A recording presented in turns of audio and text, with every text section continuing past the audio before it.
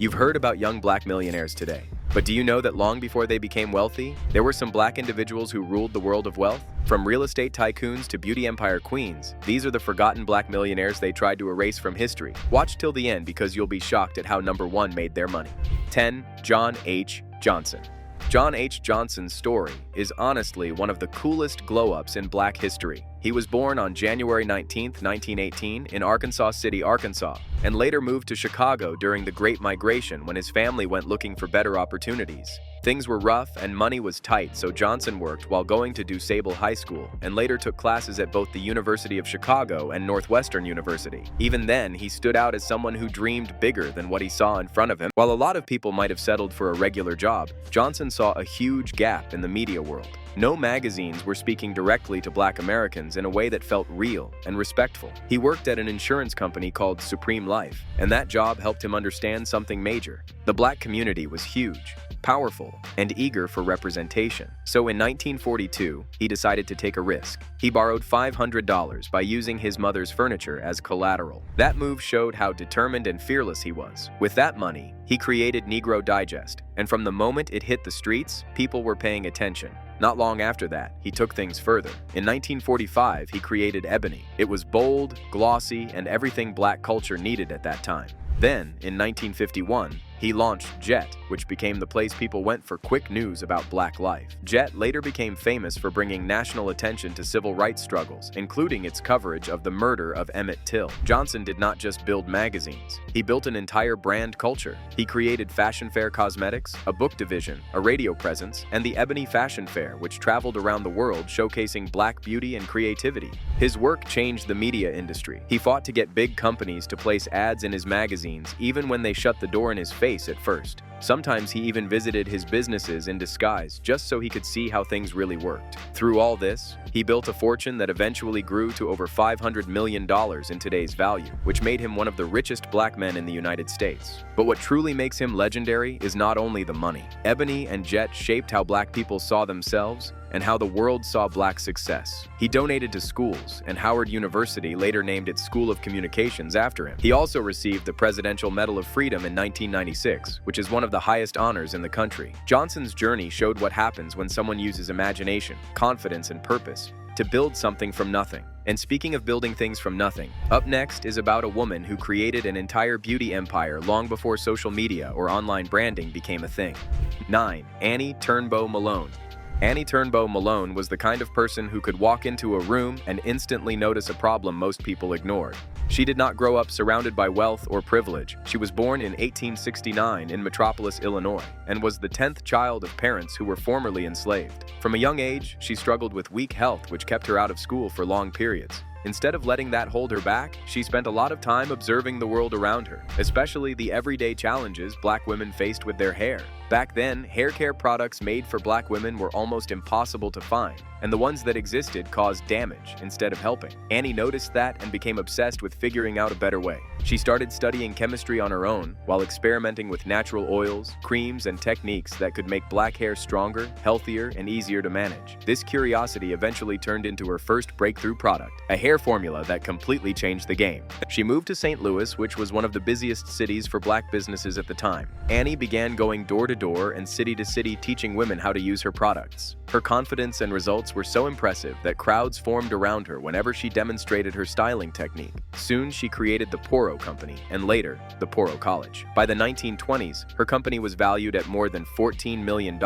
which would be almost $200 million today. At a time when black women were pushed into low-paying jobs, Annie gave thousands of women the chance to build real careers and financial independence. She was also known for paying her employees well and treating them with respect. Many women who trained under her went on to open their own salons and businesses around the country. She believed that success should not end with her, and she poured her time and money into uplifting others. Even when she faced legal battles and personal setbacks, she never stopped building and innovating. Her vision reshaped beauty culture for black women and set a foundation for future generations of entrepreneurs. And while Annie dominated the world of beauty and education, the next black entrepreneur carved out a completely different path to wealth in the South with nothing but a pair of hair clippers. 8. Alonzo H. Herndon. Alonzo H. Herndon's story starts in a way that sounds almost impossible today. Born into slavery in 1858, he lived his early life under extreme limitations and oppression. After emancipation, he moved to Atlanta, a city that was rebuilding itself after the Civil War, but was still deeply segregated. Herndon started working as a barber, a humble trade that many would overlook, but he saw potential where others saw a simple service job. By investing his earnings wisely, he was able to buy property and gradually build a real estate portfolio that gave him a financial foothold in the city. But Herndon did not stop at real estate. In 1905, he founded the Atlanta Mutual Insurance Association, which later became Atlanta Life Insurance Company. This was huge because black communities were often denied insurance and financial services by white-owned companies. By creating his own institution, Herndon provided not just coverage but stability and opportunity for black families in Atlanta and beyond. By 1922, the company became a legally chartered stock company, marking a milestone that showed how far his business had come. Navigating a segregated financial system was not easy. Herndon faced racism, skepticism, and limited access to capital. Yet he leveraged his barber earnings and property investments to overcome these barriers. He used his wealth to give back, supporting schools, civic institutions, and other community projects that strengthened Black Atlanta. Herndon's legacy is a testament to self-made success. From a barber to one of the richest black men in the early 20th century, he demonstrated that strategic thinking, discipline, and community focus could turn a simple trade into a lasting empire. And speaking of empires built from clever thinking, the next person we will meet took a similarly entrepreneurial approach, using a mix of business savvy and creativity to build a cosmetics empire and a financial network that would empower hundreds of black women in Chicago and beyond. But while Herndon's story is liberating black communities, the next person completely switched industries and climbed to the top by helping build one of the biggest and most recognizable tech companies on the planet. 7. Jeremiah G. Hamilton. There are stories from the past that feel so wild you almost think someone made them up, and then you check the records and see that every single detail is real. Jeremiah G. Hamilton is one of those stories. Yes, in the same New York where people of his skin color were barely given space to breathe, this man was out there buying property, flipping investments, beating competitors at their own game, and making enough money to be labeled the richest black man in the entire United States when he died in 1875. Hamilton was born sometime in the early 18th century, though nobody knows the exact year because records back then barely cared about tracking black lives. What is clear is that he eventually found his way to New York City, where he stepped into finance with a confidence most people today still dream of. He traded stocks, bought insurance claims, and moved through real estate deals like someone who had been studying Wall Street since birth. During the Great Fire of 1835, while the whole city burned and property values collapsed, he used the chaos to scoop up properties at low prices. That one bold move alone made him a fortune, and it is part of why historians estimate his modern equivalent wealth at around $70 million. His attitude and success annoyed a lot of people. They called him the Prince of Darkness because he played business like a strategy game and did not care who he beat. Even Cornelius Vanderbilt had run-ins with him, and Vanderbilt was one of the richest men in all of America at the time. But it was not just business rivals that came for Hamilton. Racism followed him everywhere. During the 1863 draft riots, mobs attacked his home simply because he dared to exist with money and power in a world that thought people like him were supposed to stay poor. Yet, he still built an empire anyway, and when he died on May 19, 1875, newspapers acknowledged him as the wealthiest black man in the country. But while Hamilton was conquering Wall Street, the next figure was shaping an entire region before it even became part of the United States. 6. William Alexander Leidesdorff. You'd expect a newbie to quietly try to settle in when they arrive at a new place, right? But William Alexander Leidesdorff decided that wasn't his style. He showed up in California and basically acted like someone handed him the keys to the whole place. Interestingly, the region was not even part of the United States yet, and so deciding that you were going to run things anyway was one bold move. But that was the energy William brought when he reached the West Coast in the early 1840s. He did not arrive with family connections or a famous name. He arrived with ambition, strategy, and this strange ability to slide into important positions like he had always belonged there. William was born around 1810 on the island of St. Croix, which was part of the Danish West Indies. His background was mixed Afro-Caribbean and European, and that combination shaped the way people treated him throughout his life. Sometimes it helped him move through certain spaces, sometimes it created problems, but he never let any of that slow him down. Before getting to California, he spent time in New Orleans, became a citizen in 1834, and then sailed west at a time when the region was changing fast. He timed his arrival perfectly, almost like he could sense that California was on the edge of becoming the next huge thing. Once he settled in the area that is now San Francisco, William flipped into business mode instantly. He ran shipping operations, traded goods, and built networks with people who controlled money and land. The wildest part is the Rancho Rio de los Americanos. The Mexican government granted him this giant piece of land that was roughly 35,500 acres. William was not just stacking money. He got deep into civic life too. He became the United States Vice Consul at the Port of San Francisco, which basically means he handled international business and communication at one of the most important gateways in the region. He also served as city treasurer and school board president. This man was not even playing the game casually. He was speedrunning it. When he died in 1848, people realized how massive his footprint actually was. His estate was valued at over $1,445,000 during a time when that amount of money was almost impossible to imagine. San Francisco literally considers him one of its founding figures. But here is where things get interesting. Because while William was building land, power, and political respect in early California, the next person on this list was doing something much louder behind the scenes. Once you hear how she flipped her secret access into wealth and activism at the same time, you will understand why her name refuses to disappear. 5. Mary Ellen Pleasant. Back in the gold rush era, everyone was chasing gold like it was nothing. And right in the middle of all that madness was Mary Ellen Pleasant, a woman who moved through the noise like she was reading the whole city before anyone else even opened their eyes. She did not arrive loudly or dramatically. She just showed up in 1852, watched everything, and decided she would play the game better than the people who thought she should not even be on the board. Her early life is still a mystery in many ways. Some say she was born free around 1814. Others say she may have been enslaved. What is sure is that she knew how to survive and how to listen. Working as a cook and housekeeper for wealthy white families was not glamorous, but Mary treated those kitchens and hallways like business classrooms. She listened to stock tips, trade secrets, real estate deals, and every financial conversation people thought she was too invisible to understand. Then she took those lessons and flipped them into real money. She invested in laundries, boarding houses, restaurants, dairies, and real estate. She did not invest small either. She partnered with a white banker named Thomas Bell so she could make bigger moves that the law would not allow her to make openly. Together, they built an empire worth millions in modern value,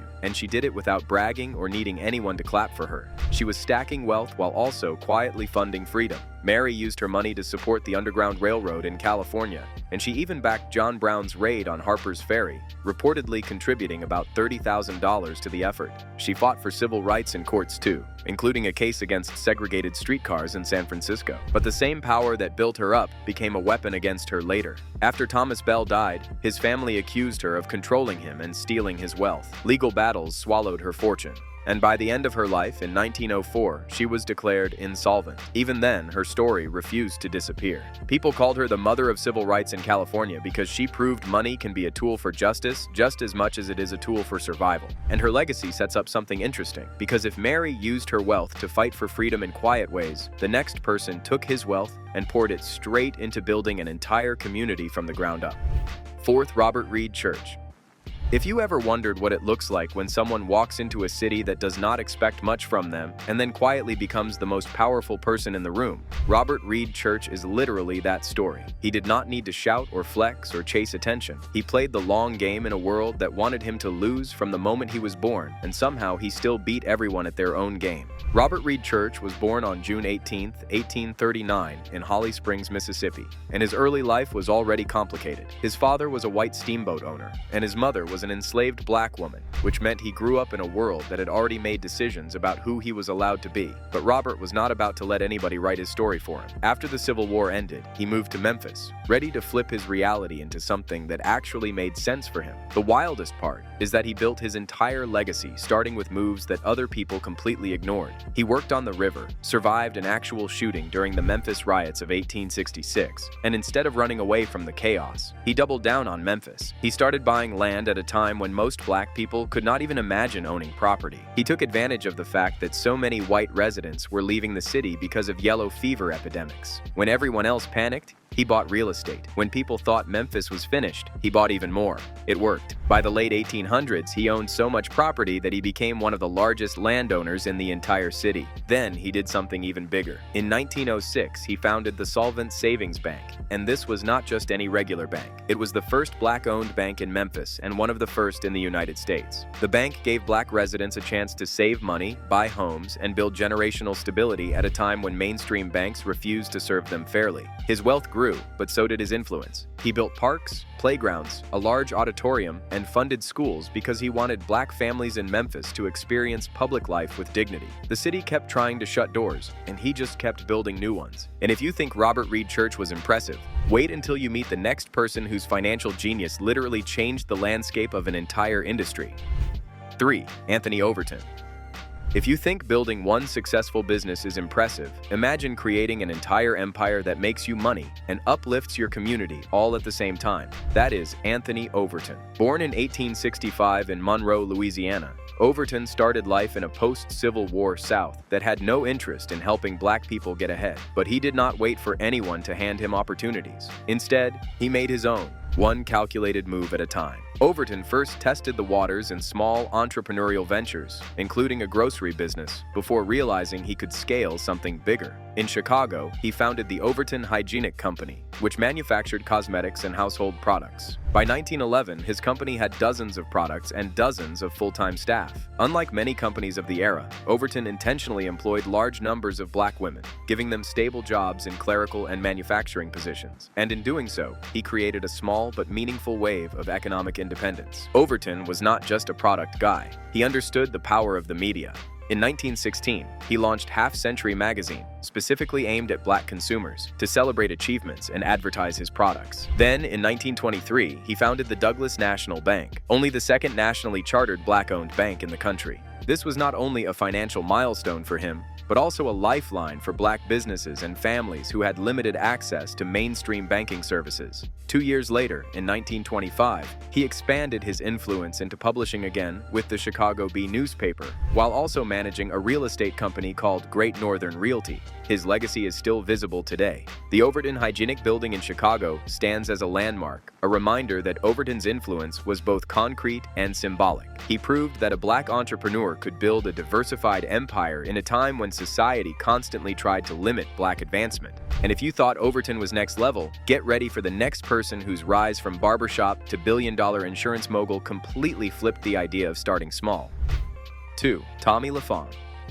Tommy Lafon is one of those names you might not have heard, but his impact quietly shaped black communities in the post-Reconstruction South. Born free in Louisiana sometime in the 19th century, Lafon grew up during a time when opportunities for black people were incredibly limited, even if you were free. Unlike many who struggled to get a foothold, Lafon saw possibilities in real estate and lending and decided to stake his claim there. Lafon built his wealth primarily through real estate. He developed and invested in properties across Louisiana, turning empty plots and rundown buildings into valuable spaces for commerce and housing. This was not just about making money. It was about creating infrastructure for a black community that was often ignored by the broader economy. Beyond real estate, Lafon acted as a lender, providing capital to other black entrepreneurs and newly freed slaves who otherwise had no access to loans. In a way, he was creating a miniature financial network long before modern black banks were even common. Even though Lafon's personal history is murky and archival evidence is scarce, records suggest he also contributed generously to schools, charities, and other civic projects. His investments went beyond profit. They had a social impact, helping build the foundations of communities that had been denied resources for generations. He essentially used his wealth to empower others, leaving a ripple effect that extended far beyond his own bank account. Lafon's story highlights the realities of black entrepreneurship in the Reconstruction and post-Reconstruction South. He was operating in a system designed to limit black progress, yet he not only survived, but created opportunities for others. His legacy is not in flashy headlines or nationally recognized awards, but in the neighborhoods, schools, and businesses that benefited from his strategic vision.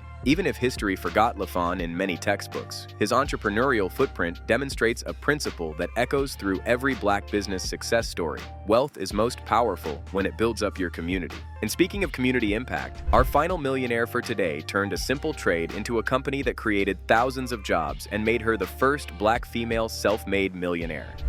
1. Madam C.J. Walker. If you think starting from nothing is tough, then Madam C.J. Walker's story will hit differently. Born Sarah Breedlove in 1867 to parents who had been enslaved, she grew up in poverty and spent her early years working as a washerwoman. Life was a grind, but she refused to accept that her circumstances defined her. Instead, she focused on solving a problem she and many other black women faced: hair care. Walker developed her own line of hair care products and scalp treatments that addressed issues like hair loss and scalp health. But the products were only the beginning. She built a direct sales network across the United States, training thousands of Black women to become Walker agents. These women did demonstrations, went door to door, and handled mail orders, creating both income and entrepreneurship opportunities at a scale that had rarely been seen before. Her marketing skills were next level for the time. She leveraged word of mouth, product demonstrations, and a sophisticated mail order system to grow her business nationally. By turning her agents into mini business owners, she multiplied her reach and impact, creating an entire ecosystem of Black female entrepreneurs who earned real money and learned business skills. Walker did not stop at the business. She used her wealth and platform to support education, philanthropy, and civil rights causes. She funded schools and charities and used her influence to push for broader social change. Her success proved that Black women could not only create wealth, but also shape society. Madam C.J. Walker became the first Black self-made female millionaire, a title she earned through vision, grit, and relentless focus. Her model of employing and training agents helped build generational wealth, giving many women a path to economic independence that extended far beyond her own lifetime.